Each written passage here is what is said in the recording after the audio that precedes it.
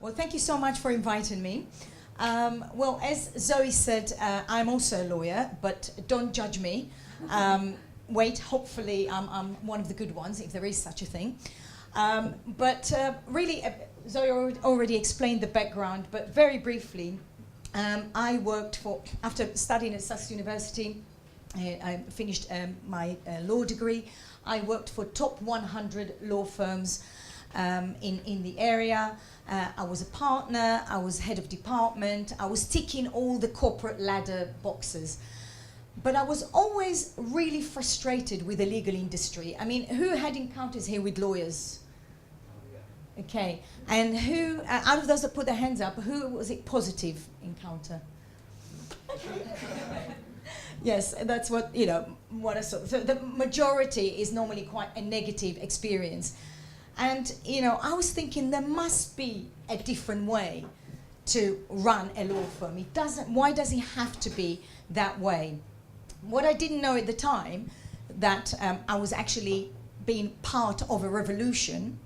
I knew it later, and as Zoe mentioned, I've written the book about it, but at the time when I was having all these thoughts, I thought it was just me, just not happy with the legal industry.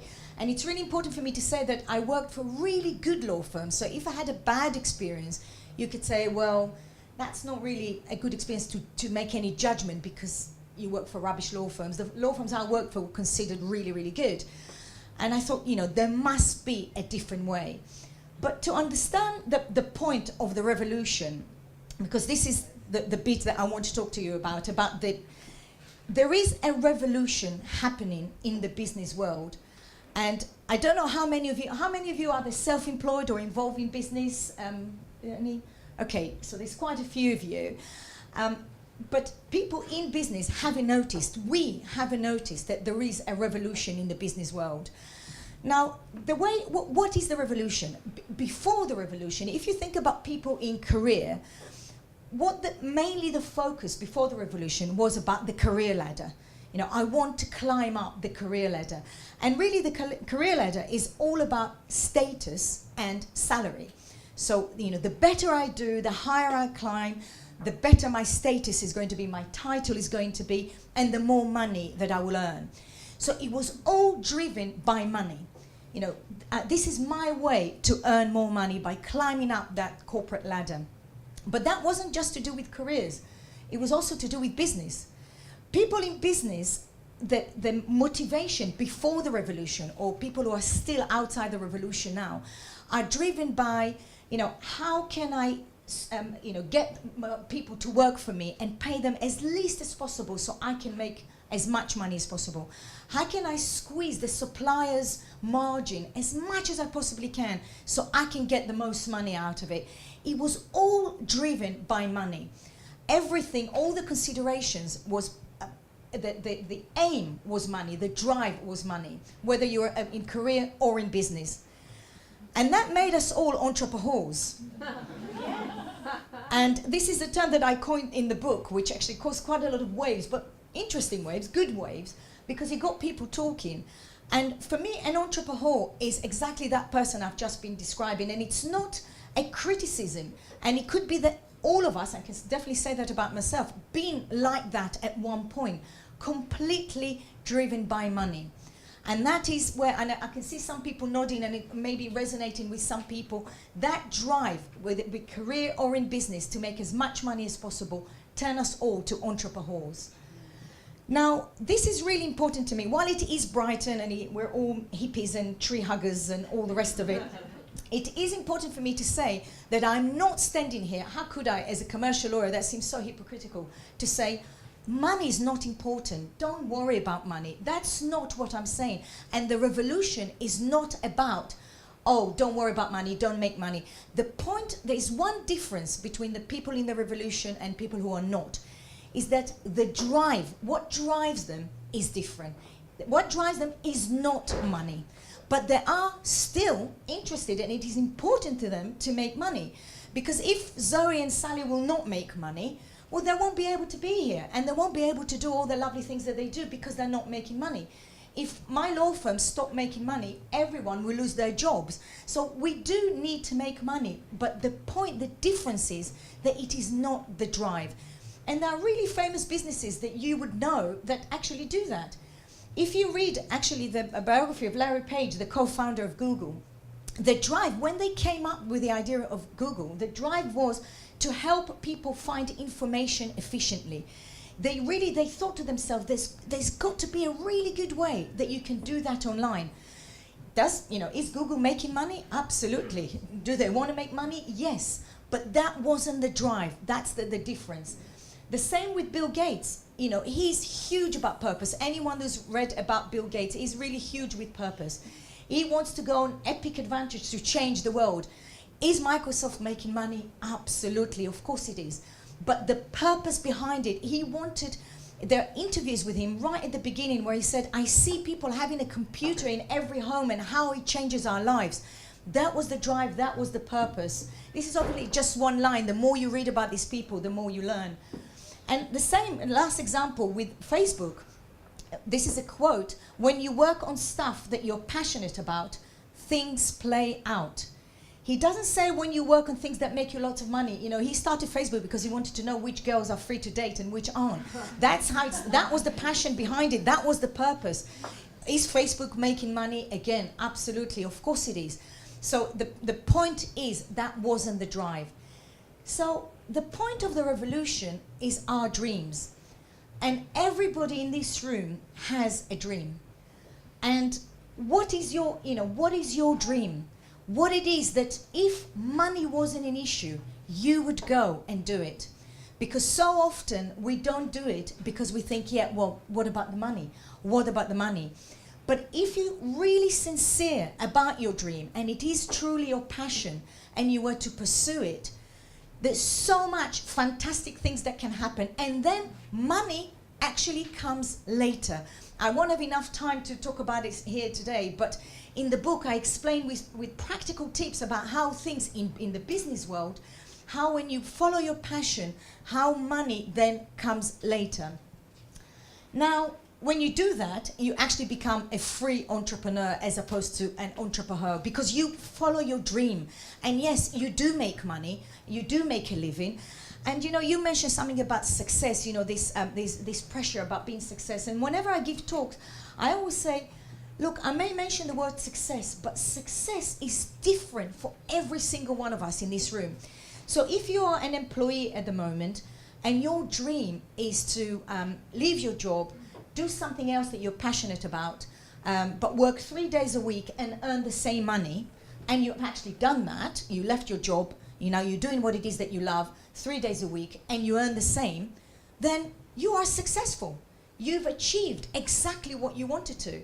But if your dream was to leave your job, set up an international business with 20 offices around the world with a multi-million pounds turnover, but you work in 3 days and earning the same as you earned before, then you failed by your own definition of success. So success is what it is that you want. And I think the moment we understand that we need to define our own success by our own measures and not what someone else might regard us as successful, it feels fantastic, because you do what it is that you want to do and you know that you are successful. Now, this is the big word. Everyone I speak to, and I'm sure that's happened to many of you, if not all of you, whenever we have that dream and we think to ourselves, okay, we want to pursue that dream, hold on, went into a shoe, the first thing that comes to visit us is fear. And I'm convinced that fear has the best lawyers working for it. Because whenever it comes to visit, it always has really reasonable arguments why you shouldn't do something. Because the moment you decide, do you know what, she's got a point, I'm going to follow my dream. That's my passion. That's what I'm going to do. The next thing that's going to come is fear with its lawyers. And it's going to set out a list of arguments why you shouldn't do what it is that you want to do. And that's exactly the same. That's what happened to me. When I was, as I said, when I was working a top 100 law firm, partner, head of department, had a really good salary. I had a good job. And I had my passion and my dream to set up a law firm that it is genuinely different. And setting up a law firm is not simple. I'm not saying it's more complicated than any other business, but it's not. It's a regulated business, and it's a complex business to set up. So, you know, that was the first thing. When fear visited, they said, what are you on about? You've got a great job, you're earning good money. Enough, you know, get off the soapbox and go to work. And a shoestring budget, you know, yes, I was earning a good salary, but I had 3 children, and all the money went into building a home. We bought a house and decorated the house and all the things that everybody knows. So I had a shoestring budget to start the business with. It was a saturated market. There are so many law firms in Brighton and in the area. You know, you're just going to be another one-woman band law firm. You don't stand a chance. And those law firms, you know, they're like from 1832. You know, their phone rings just by virtue of their existence. They don't have to do anything, and the phone is ringing. How are you going to compete with that? It was the first recession in decades, the worst recession in decades. Those of you who remember September 2007, this is when I set up the business.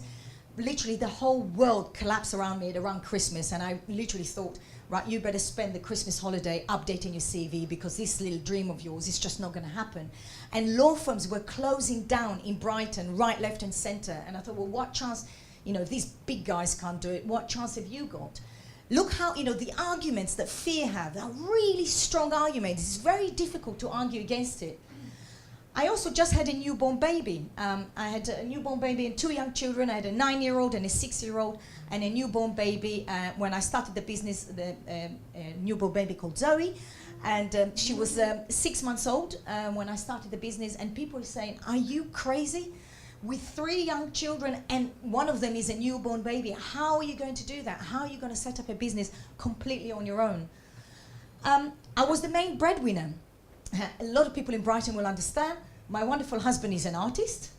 So yes, I was the main breadwinner. And you know, that was an important consideration, because it wasn't one of those scenarios where you can say, well, I live off my husband's salary, I'll try that for a year. If it doesn't work, I'll get a job. I had to earn money. It was one of those things that, you know, if a salary doesn't come in few months, you know, it's going to be, I'm going to be like you on the toilet, you know, it's going to be a nightmare. I've got to get the salary in, you know. And then, as Zoe mentioned, I just went to see the doctor literally just after giving birth. At the same time, I was setting up the business, and I was diagnosed with a really rare form of cancer. And I think that doctor, when they had that lesson about bedside manners, I think he was ill that day. Because he was just really blunt. He said, "That's really aggressive. If it's spread, forget it. No chemo, nothing we can do for you. That will be it." And I was full of hormones, and that I was just crying like crazy. So all this, when my fear, I had my dream to set up my own law firm. I had all that to come, you know, to deal with. And that's the thing about fear. The arguments are always so good and so strong, and it paralyzes us. That's what fear does. It paralyzes people, because you look at this and you think, do you know what? I'm going to keep my job, thank you very much. Or whatever it is. It doesn't have to be a job, whatever it is that you're dreaming of doing. You look at you, and we all have whatever your list is, and you look at it and you think, do you know what? Not. But the most important thing to know about fear is that everything you want, it is always on the other side of fear. And it's so difficult to see, because you are bombarded with that list of arguments and you can't see the other side of fear. But I can tell you, whatever it is that you want is on the other side of fear. It's just the ability to go to the other side and face fear and do it. So that was me in September 2007, and I decided I'm going to do it. Fuck all this list. Is it all right to swear? Yes. You've got 4 extra minutes. That's wrong. Okay. And thank you. And I set up Acumen Business Law. And I remember when we got the building, my friend came to visit me, and I showed her around the building, and I said, "Look, this is going to be the boardroom." And I bought a computer, and I bought Post-it notes in yellow and in pink. I was like so excited. And I remember she said to me, "And clients?" I said, "Do you always have to spoil everything?" I did not have one client, and I mean it, I was after 6 months maternity leave, and I did not even have one client. But I believe that we have an innovative proposition, and my job would be to go out there and tell absolutely everyone about it. So I did that, and again, as Zoe mentioned, the Financial Times listed us at the top 50. You said top 10, it's top 50. groundbreaking and innovative law firms in the whole of the UK and Europe, which was a really exciting day in the office. Hundreds and hundreds of law firms applied. And before they said where you were at the top 50, we were number 34. They put all the firms that applied in alphabetical order, but because we were Acumen Business Law, we were the first one. And it was like, yes, that was brilliant. The Observer voted us a UK Rising Star. We also won some local awards, many local awards in the area. But then it's a lot about the people. We've recruited some fantastic people. And the idea of Acumen Business Law is, for us, and this is the point I meant to make about the money. If you remember, I said, yes, there was the drive and passion to change the way in which legal services are provided in the marketplace, and then money follows. So in May 2016, we grew by profitability in turnover by 36%. So we took the entire team to Granada in Spain. We got a hotel at the top of a mountain for 4 days. We paid for everybody's flights, accommodation, meals, absolutely everything. And because, yes, we were profitable, we did well, but we wanted to share it with everybody else. And I'm really honored to say that in May 2017, it happened again. And literally in June, as Zoe mentioned, we all went to Tuscany, and this must be the worst picture that people, you know when people do that as if they're holding pizza? That really didn't work, but we took everyone to, that was last month, to Tuscany. We had the most beautiful, quirky villa, and it was absolutely fantastic. So really the tip for me to give you, in a world of black and white, be ginger. Stand out. What is it that is really different about you? Because in this world, you do need to differentiate yourself. I haven't got the time, and I know I've got another 5 minutes, so I'm not going to go into too much details, but try and think how it is, what is it that you can do that will really make you stand out. And if you are in business, what is it that it will make your competitor go, what? Do they actually do that? You know, what is it? Then you're probably on the right path. So, you know, how ginger are you? Actually, this is something I should have brought and I forgot. We have a questionnaire that you can fill in that tells you how ginger you are. But again, I'm not going to go into it literally in half a minute. For us, and this is the important bit to say here, it doesn't have to be ginger. It doesn't mean you have to be, oh, you need to have loads of money and investment and build skyscrapers. You can do a lot of things that are free, but they are different. So in our world, we are business law specialists. We're not like other law firms that do everything. We do fixed fees. We don't do hourly rate. Culture and ethos. This is, for me, the most important thing. Acumen Business Law is a democratically run firm. I don't care what your status is. I don't care what it is that you do. Everyone has a say. We run the business together. We don't have a dress code. Most of our lawyers arrive in shorts, t-shirt and flip-flops on their bikes every day. And we say it on our website, if you happen to see a lawyer in flip-flops, not to worry, it's just one of the ways we do happy. Because we don't care. We do have a shower and a cupboard. So when there is a client meeting and we don't know the client and we're not sure if they are on the same vibe as us, so we look presentable. What amazes me, people have a meeting at 3, say finishes at 3:30. You'd think they'll stay with their posh clothes and go home. But no, they change immediately straight away to the PJs with the shorts and the flip-flops. But this is, you know, this is something that was really important to me, to break away from the aloof culture that is so associated with our profession. And the point I'm making here, none of it cost a lot of money. Well, it's all free. It was just a decision that was made that made us stand out, that made us be ginger. And, you know, think about, are you thinking as an entrepreneur or as a worker? I can explain about that, but it's probably not enough time. You sure, really quickly, if you, okay, so say for example you want to set up a furniture business, that's what you want to do. So you take a little workshop in Port Slade, you put loads of flyers around Port Slade and you wait for people to come and buy furniture from you. But you sell furniture and you sell furniture and you sell furniture, so why should I come to you?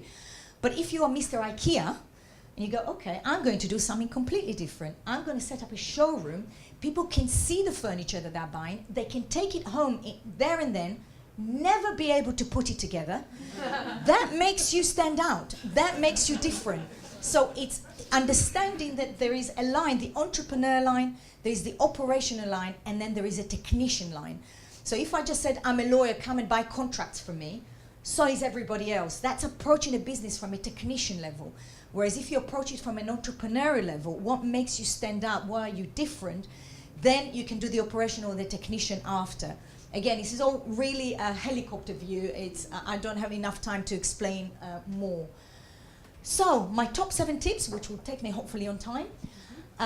Pursue your passion. I'm big on passion. You know, when you're able to do it, it's amazing.